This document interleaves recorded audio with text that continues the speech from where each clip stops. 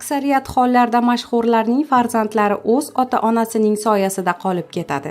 Nur.kz sayti prezidentlarning mashhurlikda o'z otalaridan qolishmaydigan qizlari haqida ma'lumot to'plab taqdim etdi. Marhamat, tomosha qiling. Darig'a Nazarboyeva. Qozog'iston prezidenti Nursulton Nazarboyevning 3 nafar qizi bor. Biroq ular orasida eng mashhuri Darig'a va Aliya. Darig'a Nazarboyeva faol va muvaffaqiyatli ravishda siyosiy karyerasini qurmoqda. Yaqinda u mamlakatdagi eng obro'li ayollar reytingining yetakchisiga aylandi.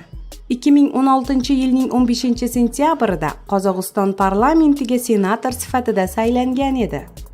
Aliya Shagiyeva, Qirg'izistonning sobiq prezidenti Almazbek Atambayevning qizi Aliya rassomchilik bilan shug'ullanadi. Men ozod bo'lish va boshqalarni ham bunga chorlashni istayman, deb yozadi prezidentning qizi o'zining Facebook'dagi sahifasida. Uning suratlari va postlari Qirg'iziston va xorij ommaviy axborot vositalarida bir necha bor shov-shuvlarga sabab bo'lgan. Shuningdek, Aliya xayriya ishlari bilan ham shug'ullanadi. Ozoda Rahmon, Tojikiston prezidenti Emomali Rahmonning qizi, AQShda tahsil olgan. Georgetown va Maryland universitetlarini tamomlagan Ozoda Tojikistonga qaytib, siyosiy karyerasini qurishga kirishgan.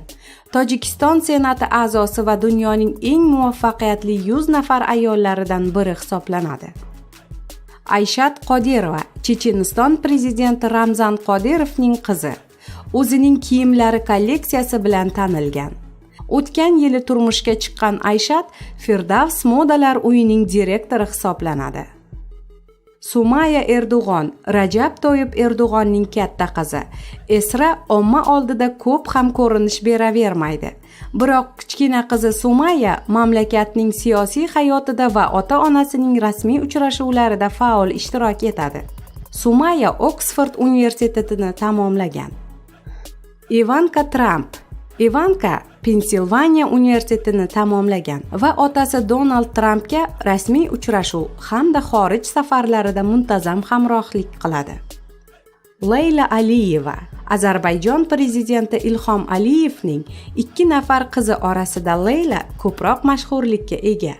U suratlar chizadi, she'rlar yozadi, hatto bir nechta kitob ham chiqargan.